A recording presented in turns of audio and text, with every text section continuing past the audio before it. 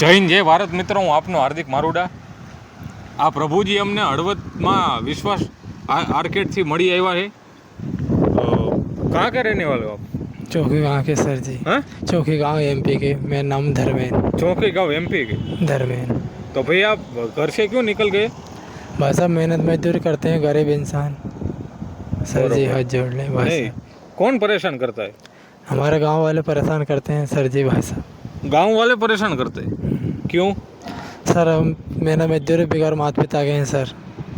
तुम्हारे माता पिता नहीं इसलिए? हाँ सर जी, माता पिता नहीं है सर जी। कोई बात नहीं, पब्लिक का पूरा सपोर्ट है हमारे साथ। हाँ सर। चाहे जितना हो उतना हम तुम्हें મદદ કરેંગે। હા સર।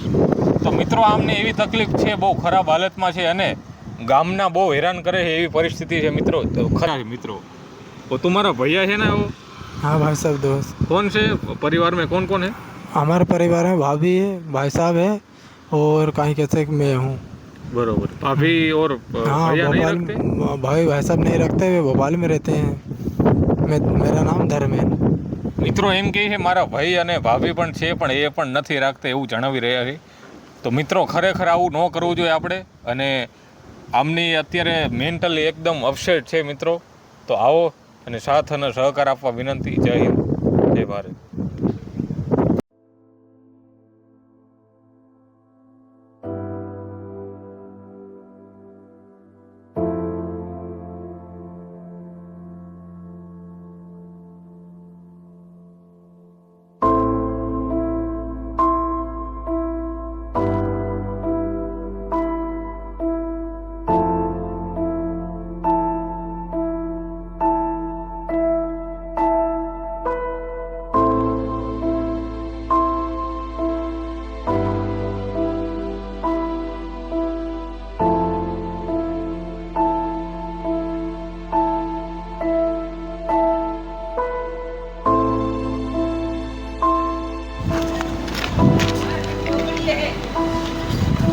આગળ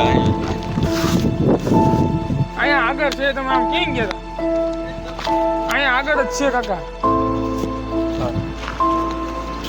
અહીંયા જો સામે દુકાન ખુલી જ છે।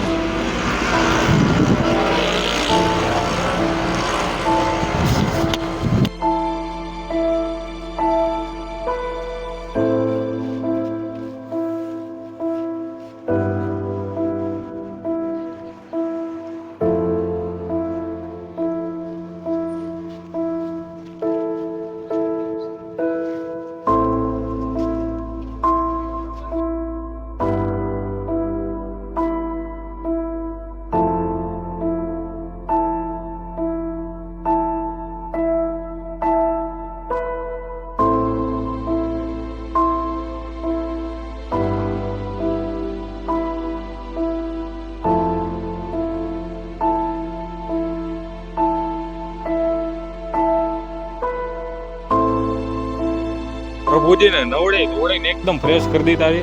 હવે આમને એક સારા એવા આશ્રમમાં દાખલ કરવાના છે। कैसा रहा? बढ़िया सर हाँ?